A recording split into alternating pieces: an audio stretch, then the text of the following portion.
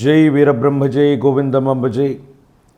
నేను మీ కృష్ణమాచార్య శ్రీ బ్రహ్మపదం. శ్రీ క్రోధినామ సంవత్సరం కుంభరాశి వారి యొక్క రాశిఫలం. శివాయ బ్రహ్మణే నమ, వీరబ్రహ్మేంద్ర స్వామినే నమో నమ. కుంభరాశి వారికి ఆదాయం 14, వ్యయం 14, రాజ్యపూజ్యం 6, అవమానం 1 అవుతుంది. ఒకవైపు ఏమో ఏలినాటి శని సంబంధమైనటువంటి పరిస్థితులు, మరోవైపు చూస్తే ప్రశ్నాశాస్త్రాన్ని అనుసరించి వచ్చినటువంటి ఫలితం కొన్ని మిశ్రమైనటువంటి ఫలితాలే కనపడుతూ ఉన్నాయి. ఏమిటంటే వృత్తి, ఉద్యోగం, ఆరోగ్యపరమైనటువంటి అంశాల్లో తీవ్రమైనటువంటి ఇబ్బందులు మీరు ఎదుర్కొనేటువంటి అవకాశం ఉంది. ధనం అన్యాయంగా ఖర్చు అయిపోవటం, చేస్తున్నటువంటి వృత్తి ఉద్యోగ సంబంధమైనటువంటి స్థితిగతులు సరిగ్గా లేకపోవటం, ఆరోగ్యం కూడా సరిగ్గా సహకరించలేకపోవటం, ఈ విధమైనటువంటి కొన్ని ఇబ్బందులు మిమ్మల్ని మానసికమైనటువంటి సంఘర్షణకి గురి చేసేటువంటి అవకాశం ఉంది. మీ పనిని మీరు సరిగ్గా నిర్వర్తించలేకో, మీ వృత్తి ఉద్యోగాన్ని వ్యాపారాన్ని సరిగ్గా చేయకపోవటం వల్ల కొన్ని ఆర్థికపరమైనటువంటి అంశాల్లో ఇబ్బందులు, సమస్యలు, ప్రతిబంధకాలు వచ్చేటువంటి అవకాశం ఉంది. తత్కారణంగా ఏం చేయాలో అర్థం కాక, ఏమవుతుందో తెలియక సంఘర్షణతో కూడినటువంటి జీవన విధానంలో మీరు ఉంటూ ఉంటారు. ఇదే సందర్భంలో మీ గర్భవాసాన జనించిన సంతతి అవ్వచ్చు, మీ కుటుంబానికి సంబంధించినటువంటి కొంతమంది వ్యక్తులకి వాళ్ళ వ్యక్తిగతమైనటువంటి జీవితానికి సంబంధించిన కొన్ని సమస్యల్లో వాళ్ళు ఇబ్బంది పడుతున్న సందర్భంలో మీ ఆరోగ్యం బాగాలేకపోయినా, మీ ఆర్థికపరమైనటువంటి స్థితిగతులు సరిగ్గా లేకపోయినా ఏదో రకమైనటువంటి సహాయ సహకారాలు వాళ్ళు అర్థిస్తారు. మీరు తప్పకుండా చేయాల్సినటువంటి అంశం. కొన్ని సందర్భాల్లో అనుకుంటారు, నేనే ఇబ్బంది పడుతున్నాను, నేనే సమస్యల్లో ఉన్నాను. కానీ సన్నిహితులు అనుకున్నటువంటి వాళ్ళ యొక్క దైనందిన జీవితంలో వాళ్ళకు కూడా సహాయ సహకారాలని తప్పకుండా అందజేయాల్సినటువంటి పరిస్థితి ఏర్పడుతుంది. చేద్దామనుకుంటే మీ శక్తి సరిపోదు, చేయకపోతే అపోహలు, అపార్థాలు, అపనిందలు వస్తాయేమో అని ఎవరికీ చెప్పకుండా మీరు ఇబ్బందుల్లో ఉన్నప్పటికీ కూడా మీ సన్నిహితుల కోసం సమయాన్ని ఇవ్వటము, ధనాన్ని ఇవ్వటము, మాట సహాయం చేయటము, ఇలా ఖచ్చితంగా సహాయ సహకారాలని చేసేటువంటి అవకాశం మాత్రం కనపడుతుంది. సమాజంలో కొంతమంది వ్యక్తులతో అకారణమైనటువంటి విరోధాలు ఏర్పడుతూ ఉంటాయి. మీ ప్రమేయం లేకుండా కొంతమంది వ్యక్తులు మిమ్మల్ని ఏదో అడగటం, వాగ్వివాదం అవటం, అభిప్రాయ భేదాలు ఏర్పడటం, సమాజంలో కొంతమంది వ్యక్తులతో అనవసరమైనటువంటి ఇలాంటి తగువులాటలు మాత్రం మిమ్మల్ని ఇబ్బంది పెట్టేటువంటి అవకాశం ఉంది.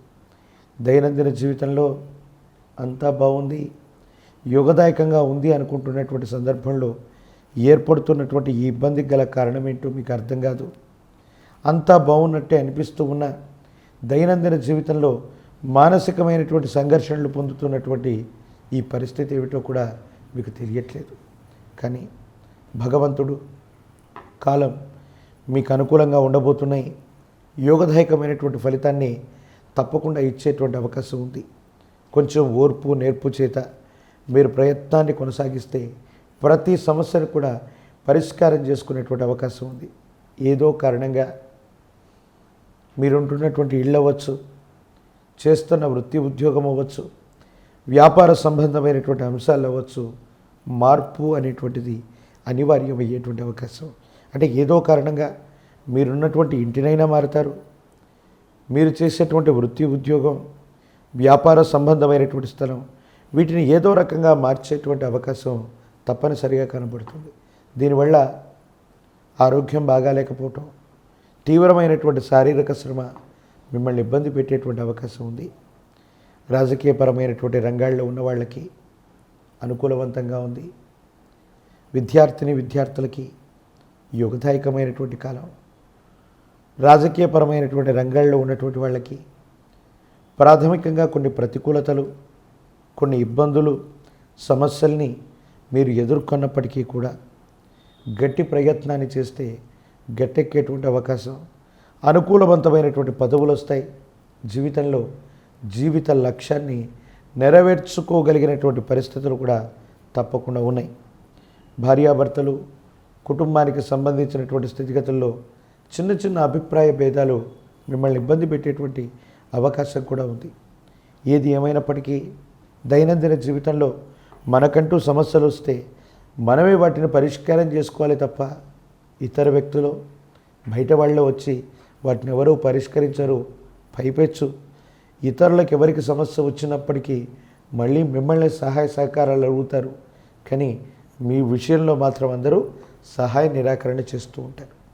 ఈ విషయాలను చూసి మనసుకు బాధేసి ఏం చేయాలో అర్థం కాక ఏమవుతుందో తెలియక ఇబ్బంది పడుతున్నటువంటి స్థితిగతుల్లో జీవన గమనం ఉంటుంది.